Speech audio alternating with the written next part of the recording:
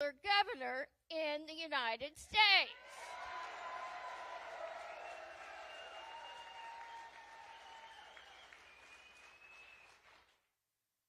And that's why I am so humbled to have his support.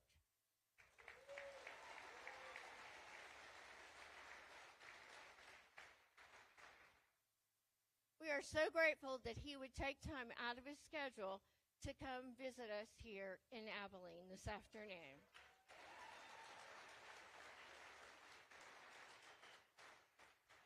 You know, all the things that I've been talking about during this campaign, all the priorities that are important to me are the same priorities that Governor Abbott has. We have the same priorities and we're aligned together. That's why we make such a good team and will work so well together in Austin in the 89th legislature.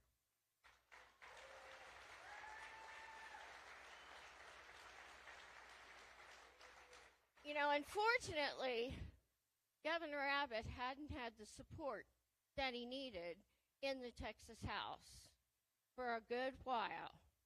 But that's going to change in January.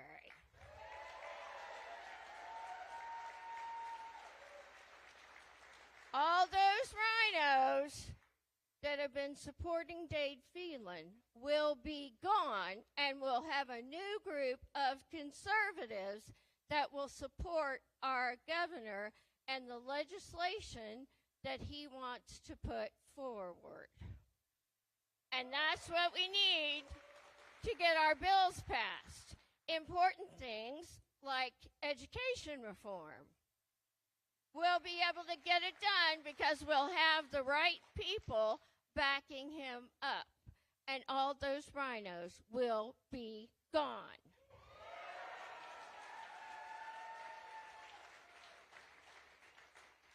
Now, y'all have heard plenty from me before, and y'all aren't here to hear me. So I'm going to hand the microphone to the governor so that we can hear from him.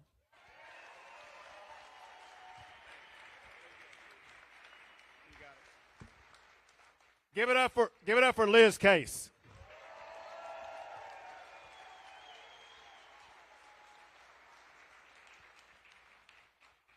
Howdy, Abilene.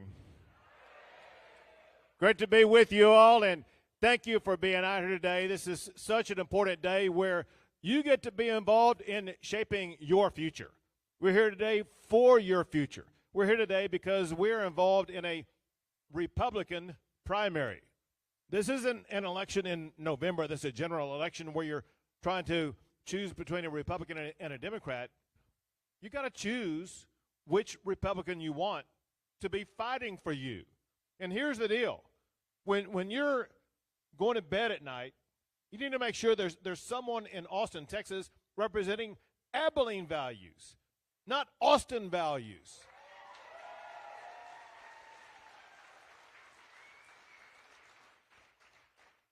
What Liz was saying, and what I'm sure she's talked about before, is really true. And that is you have someone, candidly, who's a nice guy, nothing wrong with him, but the fact of the matter is he does not go to Austin, Texas, and vote with Republicans. In fact, there are more than 450 times when he voted with Democrats against Republicans. That must change. You can get that to change by you going to vote and vote for Liz Case.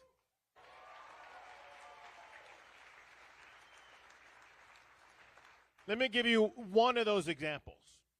Very important issue for everybody are your pocketbook issues, especially now with Bidenomics causing havoc for the wallets of everybody. You got inflation going through the roof, the price you pay for eggs, for groceries, for gasoline, for your home. Everything is going up because of Biden inflation. And the fact of the matter is the state of Texas as a state must be more fiscally responsible with your tax dollars. What y'all need to know, if you do not know it, and that is there is a fiscal report card issued about legislators, and Lambert ranked near the very bottom of it. One of the worst when it comes to fiscal responsibility. Liz Case will be a fiscally responsive representative for Abilene and for this region.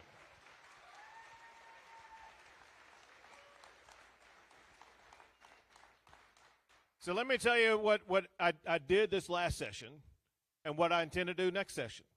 What I did this last session, if you recall, one of my top priorities that I talked about was cutting your property taxes.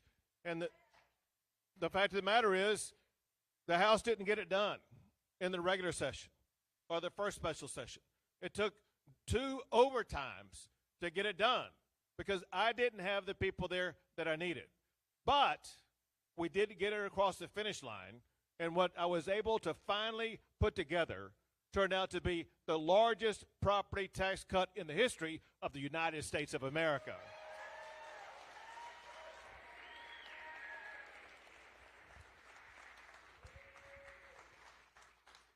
And here's the good news, and this is where Liz comes in. Can I tell you something that we can kind of just keep amongst ourselves in this room? All right. Listen, because our economy is growing so strong, the Texas economy is amazing, despite what Biden is doing. Did you know that Texas has the 8th largest economy in the entire world?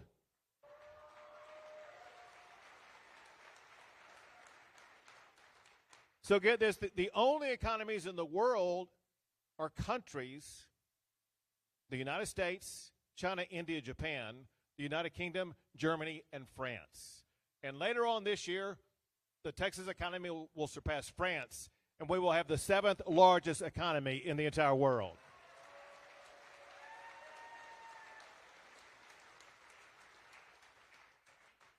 When we surpass France, I'll come back to Abilene, Texas, and we will have a big French fry cook-off.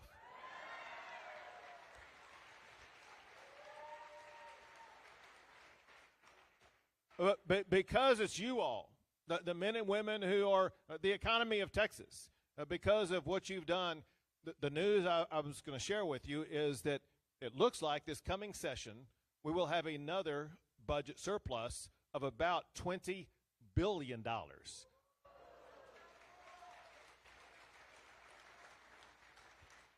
You send Liz to Austin, Texas to work with me, and she and I will work together and send you another large property tax cut right here in Abilene, Texas.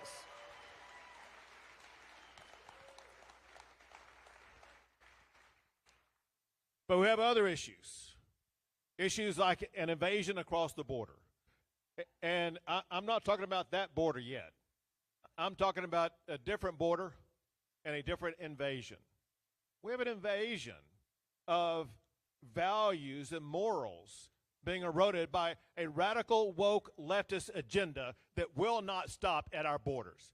And I need people who will work with me, not against me, to fight back against that woke left agenda. Liz Case will fight with me for your values.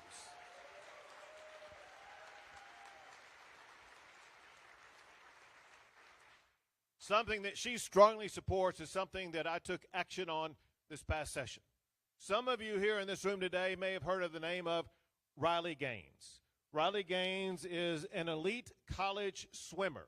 It's a woman who began as a child training so that she could beat the women that she swam against. And she did, and meet after meet after meet, winning trophy after trophy until the NCAA that's responsible for college sports, they changed the rules.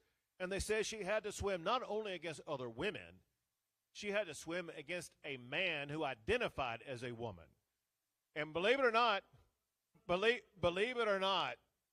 Riley Gaines tied that man in that race. But the NCAA gave the award to him, not to her.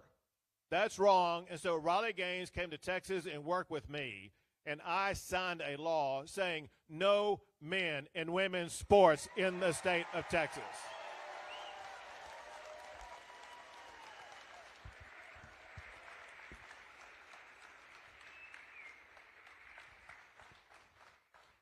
I wish that took care of it, but it doesn't.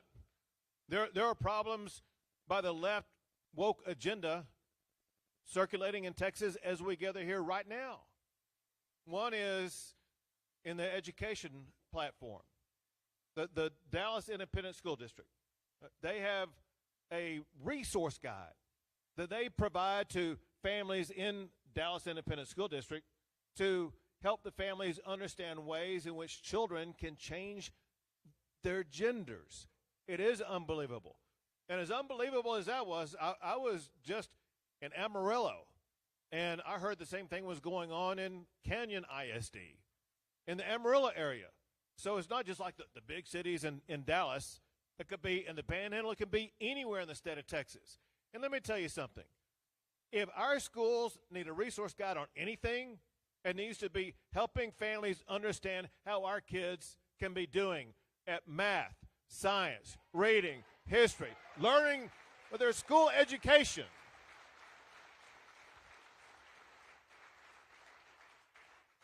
Our schools are to educate our children, not to indoctrinate our children. Liz Case will work with me on that.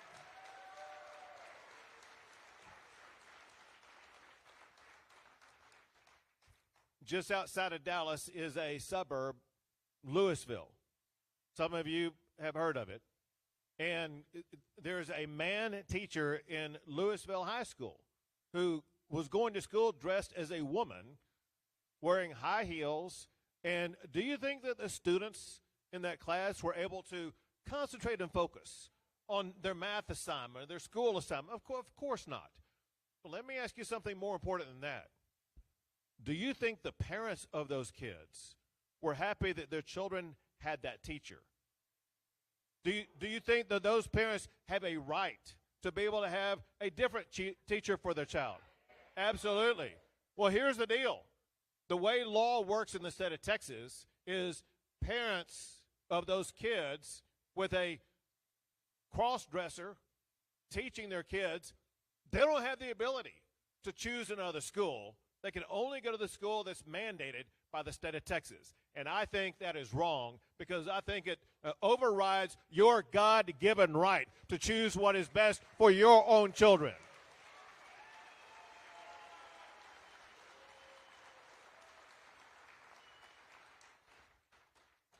So I fought for that this past session.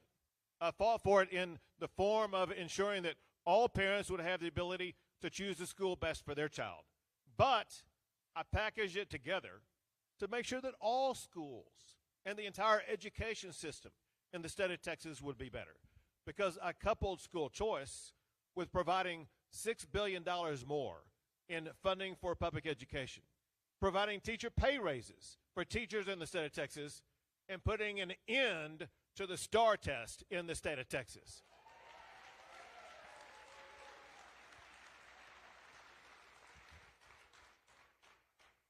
Stan Lambert said, no way, he would not support that. I know that Liz Case will support it. Send her to Austin, Texas, and we will get that passed.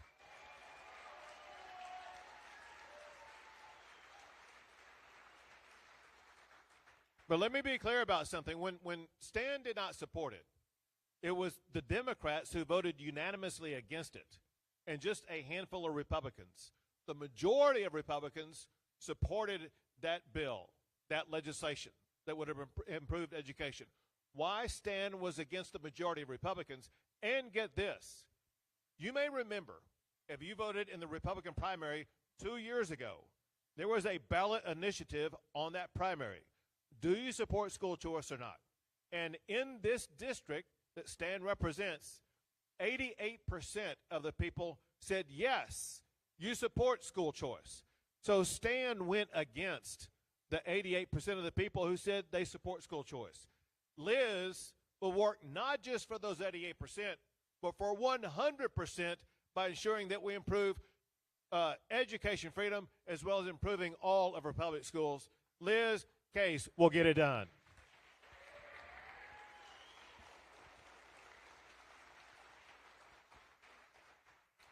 It's issues like this that I need partners on.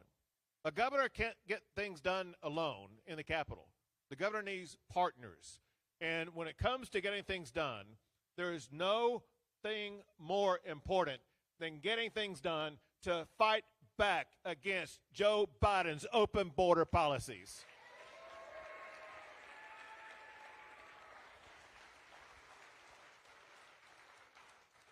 Liz Case is strong on this issue. And I need somebody that I know that I can trust will support me on this. And just to be honest, I can't trust Stan on helping me, having my back when it comes to securing the border. I know I can trust Liz. And we're in for a fight, and I need Liz there with me.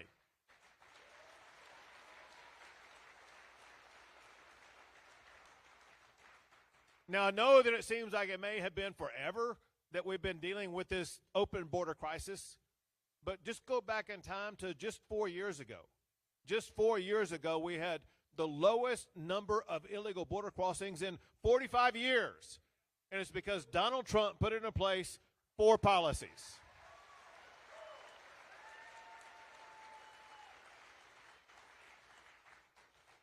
Sounds like some of y'all may like Donald Trump. You know he endorsed Liz Case.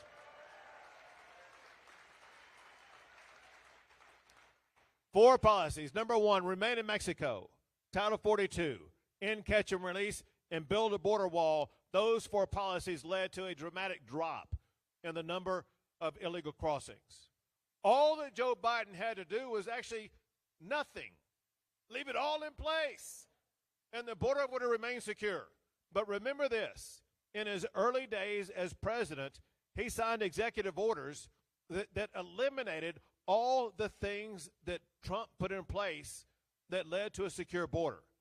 But even worse than that, what he has done is that he has ignored the laws of the United States of America. Remember what he told you and our fellow Americans just a few weeks ago. He needed Congress to pass more laws for him to be able to secure the border. Either A, he was lying to you, B, he had no idea what he was talking about, or C, all of the above. There you go.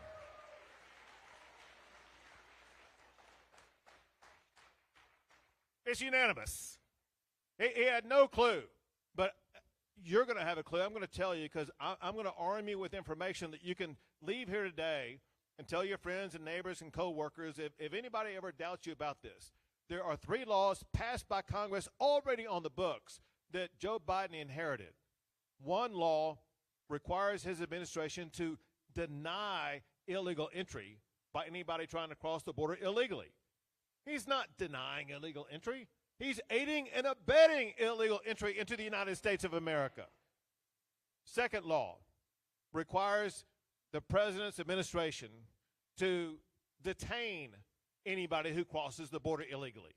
He's not detaining them. He's setting them loose to go free and commit crimes like the horrific crime to the woman who was a nursing student at the University of Georgia in Athens, Texas. That woman should be alive today. She's dead because of policies that Joe Biden has put into place. The third law on the books as we speak right now, passed by Congress, requires Joe Biden's administration to build border barriers to stop or prevent or hinder illegal entry. He hasn't lifted a finger to build border barriers. The only thing that he's done is work to tear down the barriers that the Lone Star State has put up. It is offensive and it's wrong. And when you look at the sheer number of people coming across the border, now more than 9 million people coming across the border illegally. When you look at the number of people who've lost their lives, you look at the fact that the Texas Department of Public Safety, they have arrested people who were wanted for murder. They have arrested people who immigrated here illegally and committed murder. And then think of all the people who are on the known terrorist watch list who've been apprehended. And then think about those who paid more to not get caught and were not apprehended, who are on the terrorist watch list. These are dangerous times, and because of the imminent danger that we face, because Joe Biden is not enforcing the laws, because we are, in fact, facing an invasion, that's exactly why I declared under Article 1, Section 10 of the United States Constitution, Texas is being invaded, and we will defend ourselves from this invasion.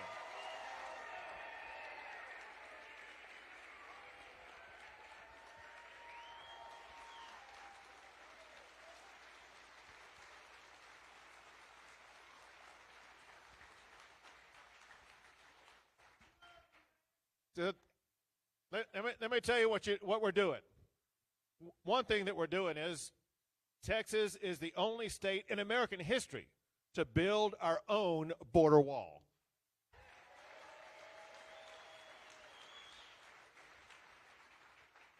We did not reinvent the wheel here.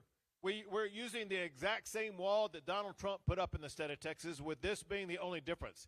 And that is, when you look at the amount of wall that Texas has already put up, as well as the amount that is under construction, Texas is building more of the Trump border wall in Texas than Donald Trump built in the state of Texas.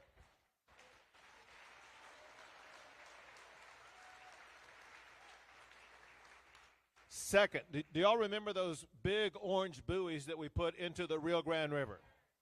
So those were designed by the Border Patrol because they are designed to be effective to deny illegal entry into our country. And Biden wouldn't use them, but I would. I put them into the river, and what do you think happened? Joe Biden filed a lawsuit to try to put a stop to it. That lawsuit is tied up in the Federal Court of Appeals right now, but also as I join with you in Abilene, Texas tonight, those buoys remain in the Rio Grande River right now.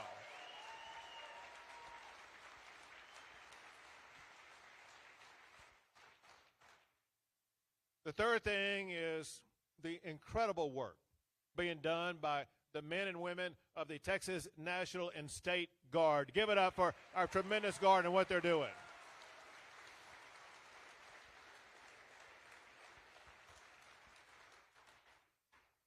In the Rio Grande Valley area, there's this large island that is owned by the state of Texas. It's an island in the river and halfway between Mexico and Texas.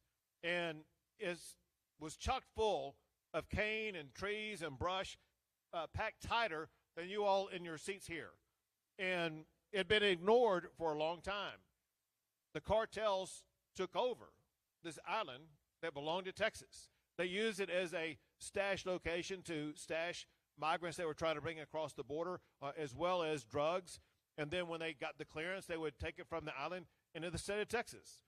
I told the National Guard, I want you to go seize that island, take over control, and rid it of all drug cartel activity.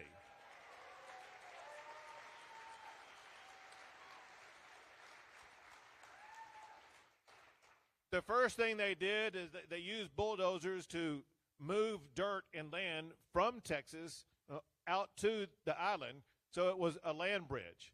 Once they had the land bridge built, then they used those bulldozers to bulldoze down everything on that island. So there was no obstruction to cartel activity, and it was as clear as the floor that we're on tonight. They cleared out everything with only one thing remaining.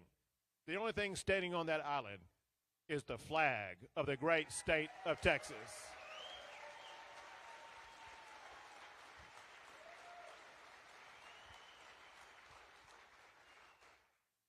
One other thing, they did rim it with military-grade razor wire to make sure neither cartels nor illegal immigrants would ever be able to get on that island again.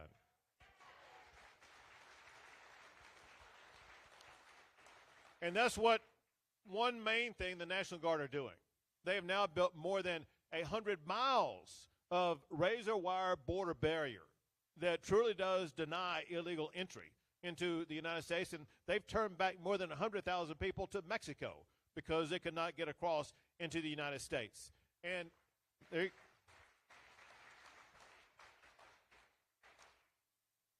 frustrated Biden so much, Biden ordered his Border Patrol agents to go in and cut the wire that Texas had laid that was denying illegal entry.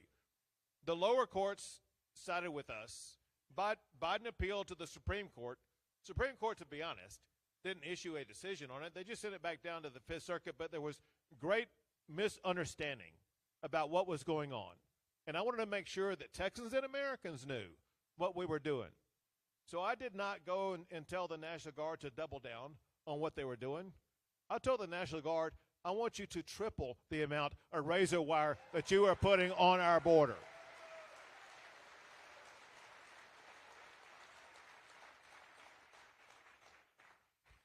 And then you saw how we seized that park.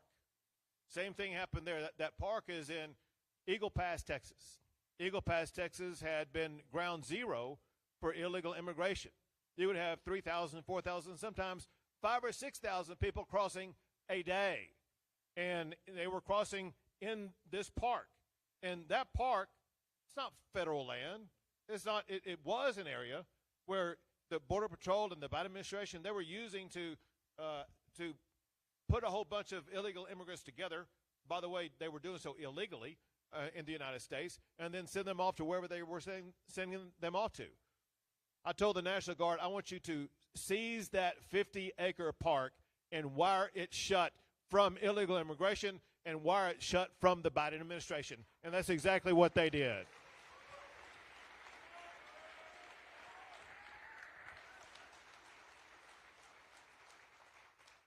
So as I told you before, that there were thousands of people crossing that area a day. For the past 7 days, there's been an average of not 1,000, not 100, not a dozen, but an average of 7 people crossing a day.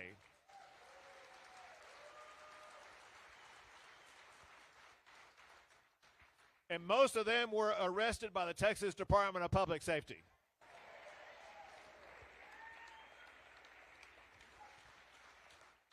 In fact, I'm going to make you real happy because we've been so successful. Gavin Newsom is complaining about.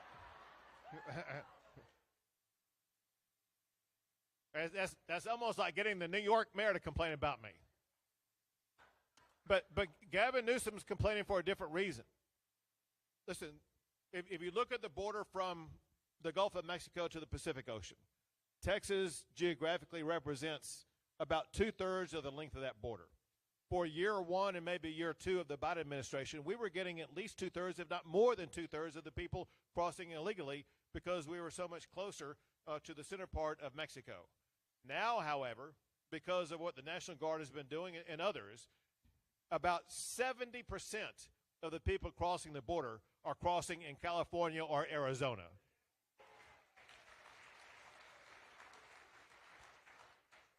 It just shows that the drug cartels have learned what everybody in this room has said for many times, and that is, don't mess with Texas.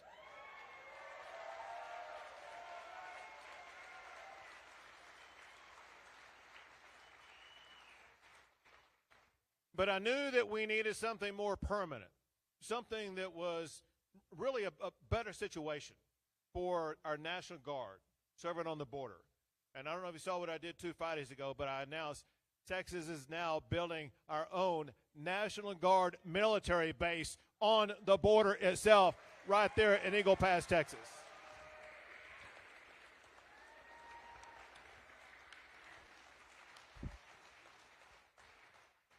It's 80 acres. It's already been flattened. They're in the process of building it now. It will house up to 2,300 Texas National Guards, so that we'll be able to build more border barrier more quickly, respond to anybody trying to cross the border illegally, and be far more effective. And let me just tell you this. Unless and until Joe Biden steps up and does his job and enforces the law, by God, I will continue to bus those migrants to sanctuary cities across the United States of America.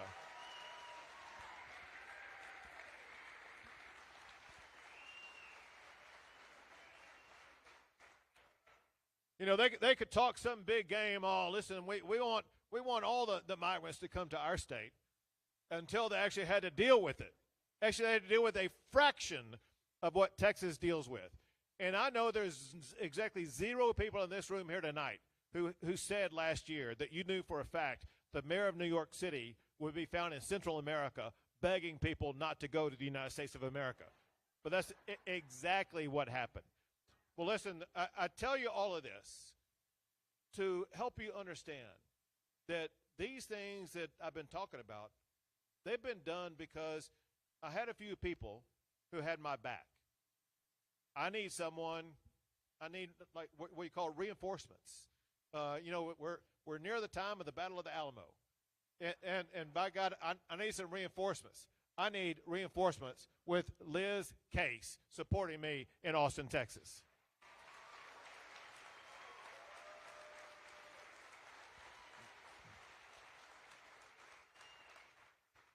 But to be kind of fine-tune what I just said to you, to be a tiny bit more precise, you got to know this. We got an election coming up.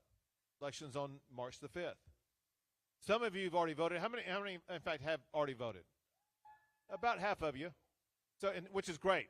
And remember this. It was 2 weekends ago that Donald Trump said, vote early, bank your vote.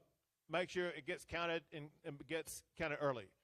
But here's the point, and that is this race that you're voting in is not about me. It's actually not about Liz. This race is about you. You and your families. And your future. This is you. You're the warrior on the line. And what you have at your access to win that war is your ballot. And you have to go vote. You have to get your family, your friends, your neighbors, your coworkers, everybody that you can get to go vote. Because know this, as much as you know and feel confident that you're going to go vote, I know that there are others that are voting both inside and outside this district. Others who do not share your values, do not share your interest or your goals, who will be casting a vote hostile to what you want to achieve. The urgency and necessity of you going to vote is more imperative than it's ever been. And to make it so clear, I brought with me a very important piece of information. Let me put all this stuff up. So, you know, I was born and raised in Texas. And my parents taught me something that I taught my daughter that I bet everybody in this room has been taught by your parents. I bet you taught your kids. And I'm going to have you finish the sentence. Do not put off to tomorrow what you can do. Exactly. We all know that. So don't put off to March the 5th, or don't even put off till tomorrow what you can do today. And what you can do today, it is only 4:30 right now. You got polls that are open until 8 o'clock tonight. And what I have is what I'm told is the closest location to where we are, which is Abilene City Hall, which I am told is 0.3 miles. So here's my point. In my wheelchair, I could make it over there in 5 minutes.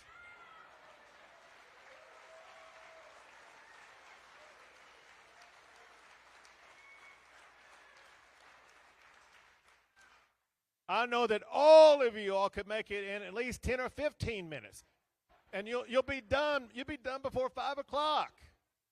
But I want to thank you for being a patriot. Thank you for taking a stand.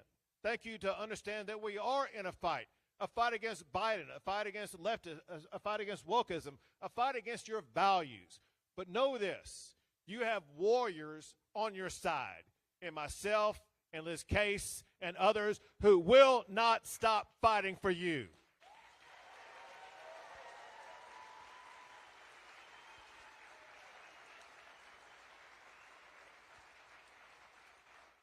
And because you're such great people, I'm going to stay here exactly where I am and take a picture with everybody who wants a picture. If you promise me that after that, you'll head over there and go vote and vote for Liz Case. Now, here she is. So Liz is going to tell you more about it, and we'll show you the direction where to get lined up. But back to Liz. Thank you all. God bless you all, and God bless the great state of Texas.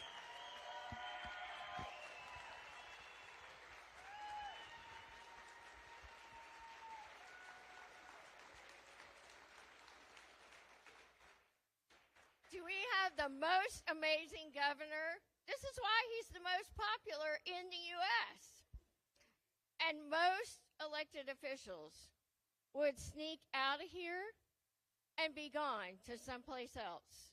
But y'all are going to be so glad that you came today because he is going to stay and take a picture with every single person that wants